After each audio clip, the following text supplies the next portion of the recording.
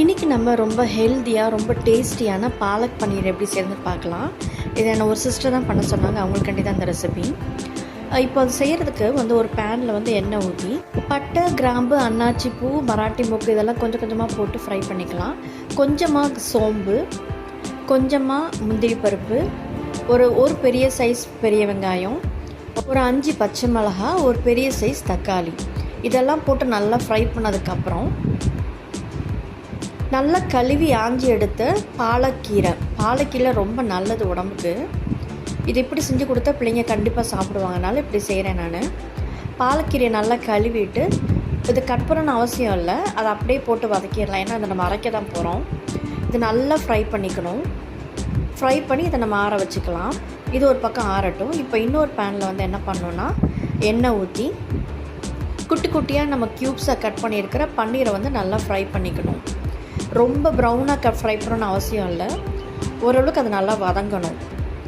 ஓரளவுக்கு அப்புறம் வெந்ததுக்கப்புறம் நம்ம வதக்கி அரைச்சி வச்சுருக்கோம் இல்லையா, அந்த பேஸ்ட் நம்ம இதோடு ஆட் பண்ணிக்கலாம். பாருங்கள், நல்லா க்ரீனிஷ் கலர்லாம் வந்திருக்கு நமக்கு அவுட்புட்டு. இதை அப்படியே போட்டு நம்ம நல்லா ஃப்ரை பண்ணுவோம். இது கொஞ்சம் கெட்டியாக இருக்குது, அதனால் என்ன பண்ணியிருக்கேன்னா நம்ம அரைச்சோம் இல்லையா மிக்ஸி, அதிலே கொஞ்சம் தண்ணி சேர்த்து அந்த தண்ணியை நான் ஆட் பண்ணியிருக்கேன். கொஞ்சமாக தண்ணி ஆட் பண்ணால் போதும், ரொம்ப தண்ணி ஊற்றிடாதீங்க.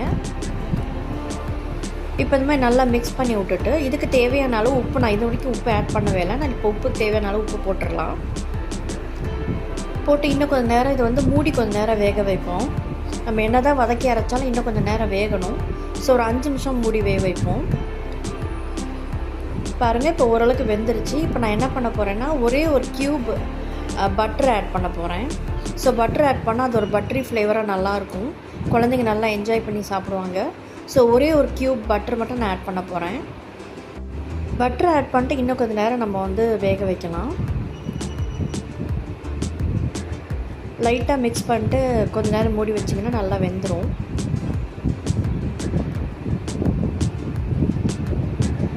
பாருங்கள், இப்போ நல்லா வெந்துருச்சு. இனிமேல் வேகணும் அவசியம் இல்லை. இப்போ நான் என்ன பண்ண போகிறேன்னா ஃப்ரெஷ் க்ரீம் எடுத்துருக்கிறேன்.